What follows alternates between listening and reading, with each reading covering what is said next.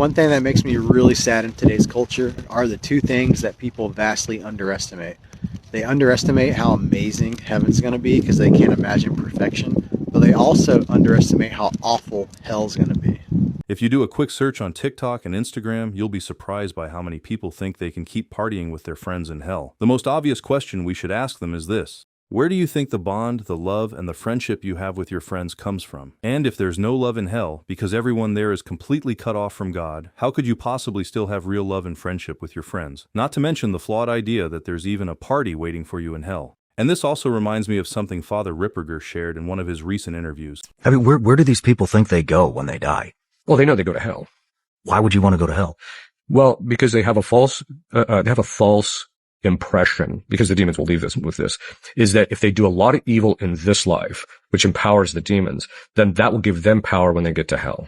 And so when they have that, and they actually believe the exercise of their power in hell will be something that they can then have a kind of a comfortable hell, or it's not going to be as bad because I have all this power.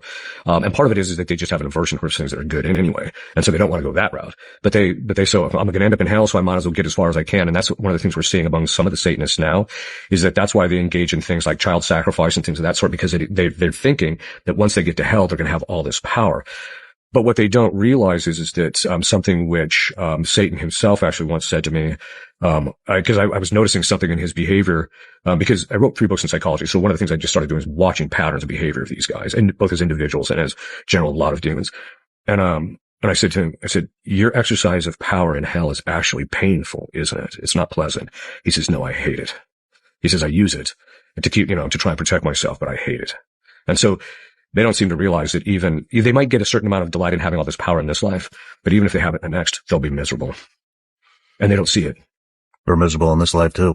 They are miserable, but they think it's going to be like this life. And this also reminds me of a clip of someone explaining how he made a pact with the devil for power. In it, he talks as if he's in control of what's going to happen as long as one approaches the whole thing from a healthy state of mind. First off, no, I do not believe that Lucifer and Satan are the same thing. Historically, that just has no foundation. And just for the record, at the time that I made this pact, I actually did believe all the surface level mythology around this being. I didn't necessarily believe that this being was evil, because nothing's ever actually black and white. But I did believe kind of the common view of what Lucifer actually was. And when I made this pact, it was in these very woods, and it was close to Halloween. Go figure. And I knew going into this that I was going to have to be willing to sacrifice literally everything. And when I say sacrifice, I'm not talking about literally sacrificing people or animals, just so we're clear. I actually believe that there's no place in modern magic to physically go and harm another living being, no matter what. And what I wrote after this was, I sacrifice all of this in exchange for all the power of Lucifer, all the knowledge of Lucifer, and all the wisdom of Lucifer, so that I may grow into my most powerful version. Now here's the thing about pacts, guys. These beings that are outside of space and time, that are infinite, do not care about a little pact that we write on paper. They don't care about our little drop of blood that we offer on that piece of paper. Plain and simple. This pact is a permission slip to your own subconscious to do things that previously you would not have been willing to do. What these entities actually end up doing is they will hold you accountable, and they will hold you to your word, and they will keep your feet to the fire. No, you cannot sell your soul. No, you're not going to burn for eternity or any of that. You could potentially live a crazy, amazing life versus before, as long as you're approaching this from a healthy point of view and a healthy internal place. And in fact, during my recent interview with Father Winston, I asked for his opinion on this. Why does it seem that some, not all, people who are evil and powerful seem to live such prosperous lives right now? Well, the answer has already been given by the devil himself when Father Gabriel Amor interrogated the devil regarding this particular question.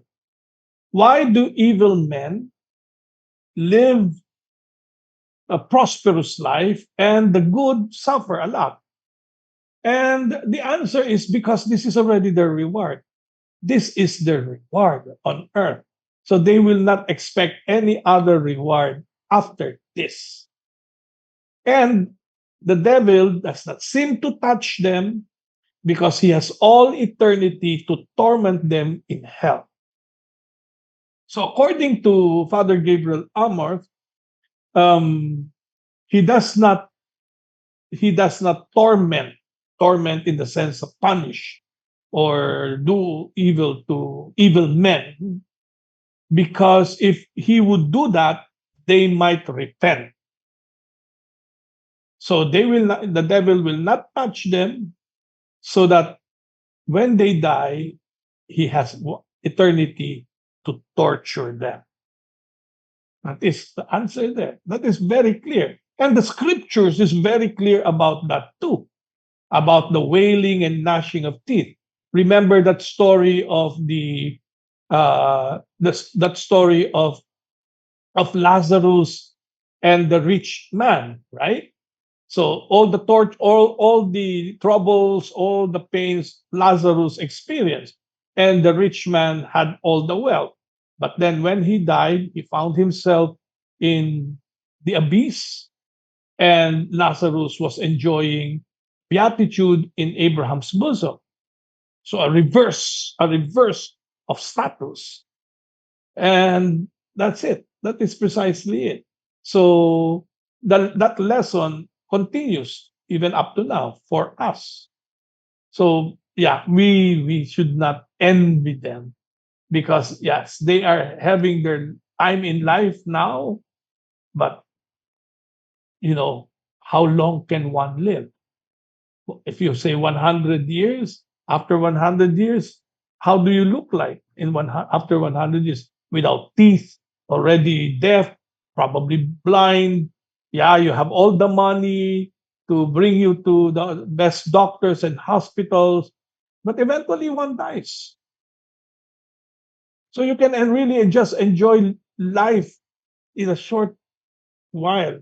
You got rich by 20, and you are healthy until, let's say, 60 years old.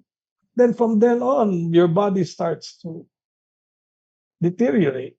We are not meant to live on earth in this physical form forever. We grow old, we go sick, we die. And I think this is a powerful lesson and reminder for all of us about the difference between a life without God and a life with God. Here's a clip of a former witch sharing what happened. We're designed for intimacy with God. I didn't have God. So I was craving, I'm a very deep person. I needed something. So I started searching in all the wrong places. And what happened was I happened to grow up in a village that was really heavy in witchcraft.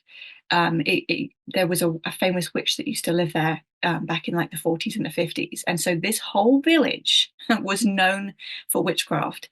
And so I could just walk 20 minutes into my village, and I'm met with about 8 to 10 shops where I can buy pentagram necklaces, where I can buy cauldrons, or I can buy spell books. And so when I was starting to sort of get to the age where I was curious and like looking for more, that's what I found. And so I went through this sort of phase of exploring that, watching witchy things on TV, Sabrina the Teenage Witch, and maybe I'm a witch, and all the the typical teenage stuff. But it got quite dark quite quickly, and I remember being very very drawn to darker things. I started listening to really dark music. I started dressing very dark. My mother was horrified. I came home one day and I dyed my hair black, like jet black. And I remember opening the front door. She just looked at me and she said nothing. Her face was like, okay. She went to my father and said, say nothing, just leave it. But I was black makeup, black hair, chains, like gothic, and I was very, very girly growing up. So something was there looming around me. And I was looking for purpose, and I was looking for power, and I found it in darker places. And I started getting quite sick. I started getting quite depressed. And this all happened from probably the age of 15 to about 17. So I think I opened a door and things just came in. And I think I was easily accessible to that realm because I didn't understand it, but I also had a prophetic gift where I could see things. Like I could see dark things. I could see dark things around people, and I could see God around people, but there was no one there to teach me what's what. And so I didn't understand. And I thought everyone could see these things. But at night I would be plagued with these things coming into my room and literally knocking things off the shelves. And I could feel them walking around my bed. You know, the floorboards would be moving. They would pull my bed covers. And it's weird because when I look back, there was never a moment where I was like, oh my gosh, what is happening? It was so normal that I didn't even tell anyone. And I would get sleep paralysis. You know, it was a really dark time. I think that was where the enemy really got in. And I think he does that with a lot of people that have these types of gifts, the gifts to see and to sense. You know, you can't just see light, you've got to see darkness too. Can't have one without the other. So my whole upbringing was kind of training me in that realm. And I learned to understand it, but it was really dark. And I would just, so I struggled to sleep because I could just feel these things around me. And then it started to show up in my daily life where, yeah, suddenly I'm pinned thin, I'm depressed, and I needed intimacy. Like I needed that closeness, but I couldn't find it in people, and I didn't have people around me that knew God. And so it was just it was so lonely. It was like 3 years of complete loneliness. Well then, that will be all for the video this time. And as always, thank you so much for taking the time to be here with us, and hopefully all of you have learned so much from this video. And remember, if ever you have any feedback or suggestion, please let us know in the comments below. And until the next one, thanks again for watching, and may God bless you.